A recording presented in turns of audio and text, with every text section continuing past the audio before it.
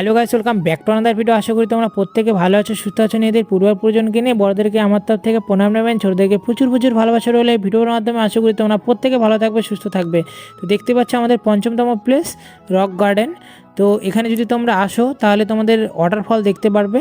আর waterfall যে তোমরা দেখবে এতটা ভালো লাগবে, আমার যেমন ওয়াটারফল খুবই ভালো লাগে। যেমন আমি কেদারনাথ গিয়েছিলাম তখন এত বড় বড় ওয়াটারফল দেখেছি, মানে সত্যি খুবই ভালো লাগতো। আর তার পাশাপাশি এখানে যে এসেছি, এই ওয়াটারফলটা কিন্তু ভারী সুন্দর। এটা কিন্তু অনেকটা উপরে রয়েছে, আমরা উপরেই যাবে অবশ্য। আর তার পাশাপাশি পাহাড়ে বিভিন্ন ধরনের ফুলের যে গাছগুলো রয়েছে সেগুলো ফুল ফুটেও ছিল। আর তার পাশাপাশি দেখতে এতটা সুন্দর লাগছিল, মানে প্রকৃতির সৌন্দর্যের সাথে কখনো কোনো কিছু তুলনা হয় না আর কখনো সম্ভব না। আর এখানে যদি তুমি আসো, তুমি তোমার প্রিয় মানুষের সাথে আসতে পারো বা একা আসতে পারো, বা তার পাশাপাশি নিজের পরিবারের সাথেও আসতে পারো। তো আমি গিয়েছিলাম আমার দাদা ভাইয়ের সাথে, সে কারণে দাদা ভাই বৌদি ভাইয়ের সাথে বলে একটু ইয়ার্কি ফাজলামি করছিলাম, ভালো লাগছিল। আর বন্ধুদের সাথে যদি হতো তাহলে আরো বেশি ভালো লাগতো। আর দেখতে পাচ্ছ এখানে কিন্তু খুবই সুন্দরভাবে বসার আবার প্লেস রয়েছে, তোমরা এখানে বসে থাকতে পারো, বিভিন্ন ধরনের রিল ফটোশ্যুট তোমরা করতে পারো, এত ভালো লাগবে।